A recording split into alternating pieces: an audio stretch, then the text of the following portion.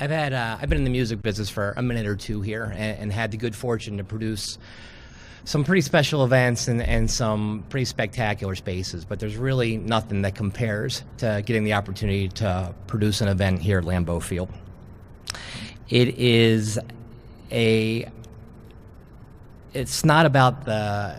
It's not completely about the bricks and mortar. It's about the people who come through the doors, and it's about the memories that are created and the traditions that are created here.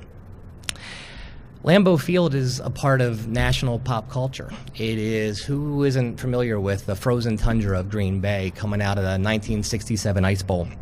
Or how many kids in their backyard growing up are doing the Lambeau Leap based upon what Leroy Butler did in 1993.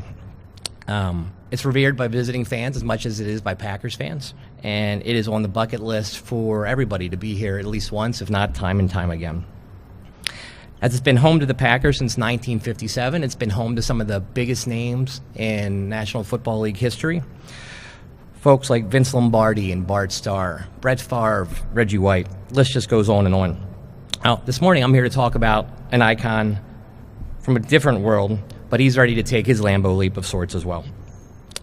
The gentleman we're here to talk about is a singer-songwriter, a multi-instrumentalist, and a composer that's been inducted into the Rock and Roll Hall of Fame not once but twice, once as a solo artist and once as a part of a band. He has received 18 Grammy Awards and has written or co-written 32 songs that have reached #1 on the Billboard Top 100 chart. His most recent recording is entitled Egypt Station. It was the #1 charting album with its release back in September of this year. About the newest release, Rolling Stone wrote, "He keeps adding new gems to his songbook with nothing to prove except he's the only genius who can do this. And oh yeah, in his spare time, he happens to be the greatest live performer on earth." Not bad from a publication like Rolling Stone. I truly can't think of a better marriage than this absolute superstar and this iconic stadium for what will be one unforgettable night of rock and roll. So with that, it's my honor and privilege to announce that Paul McCartney will be playing Lambeau Field on Saturday, June the 8th, 2019. Tickets go on sale to the public on Monday, December the 10th at 10 a.m. American Express card members will have the opportunity to buy tickets before the general public starting tomorrow morning, Wednesday, December 5th at 10 a.m. On behalf of the Packer organization and the Green Bay community, we are all excited to be able to host Paul McCartney and welcome him to Green Bay and Lambeau Field for this concert in June. We, like you, feel Lambeau Field is iconic, and having Paul come here and with him set to join us here, we think just a wonderful, one-of-a-kind experience. To quote Jerry Kramer, we'll have one of those "were you there" moments, and really excited about that.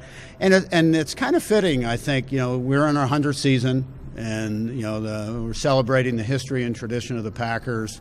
To welcome Paul McCartney with his wonderful history and background and tradition. I'm a baby boomer. I grew up listening to Paul as a Beatle, with Wings as a solo artist, and I know people are really excited. And he spanned so many generations.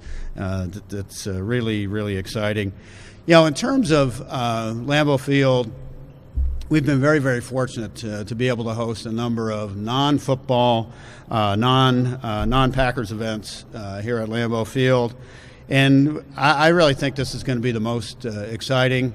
Some of the different events that we've had, and really, for us, the primary motivation is the impact and the benefit it brings to the entire community.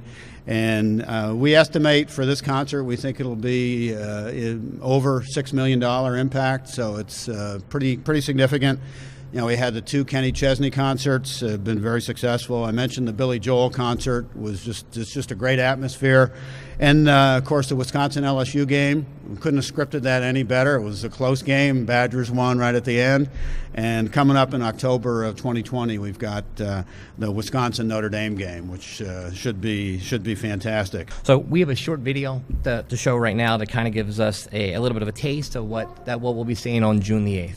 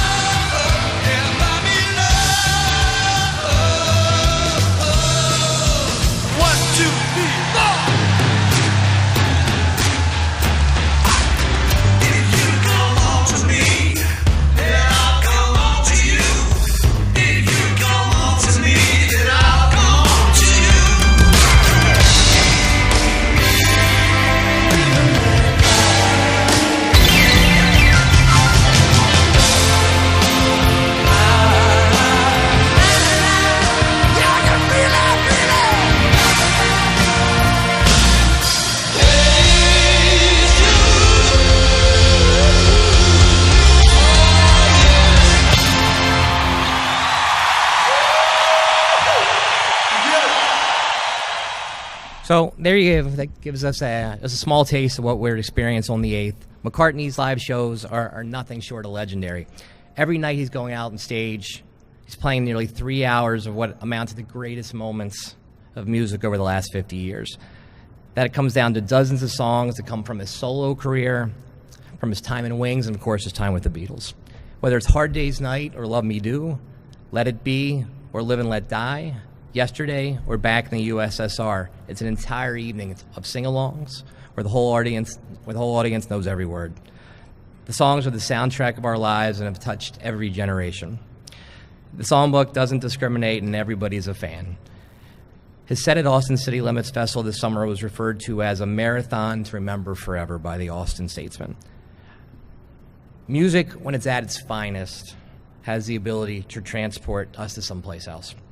Maybe had a tough day, a bad week, whatever it may have been, but music has the ability to help us forget about the difficult times, maybe for a couple hours, just experience nothing but pure joy.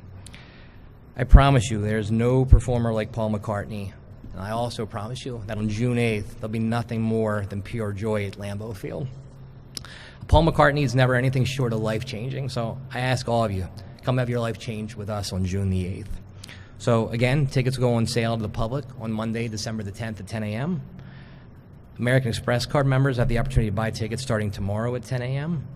And thank you for coming out. We could not be more excited about Paul McCartney at Lambeau Field. And if there's any questions, more than happy to take those now. So thank you.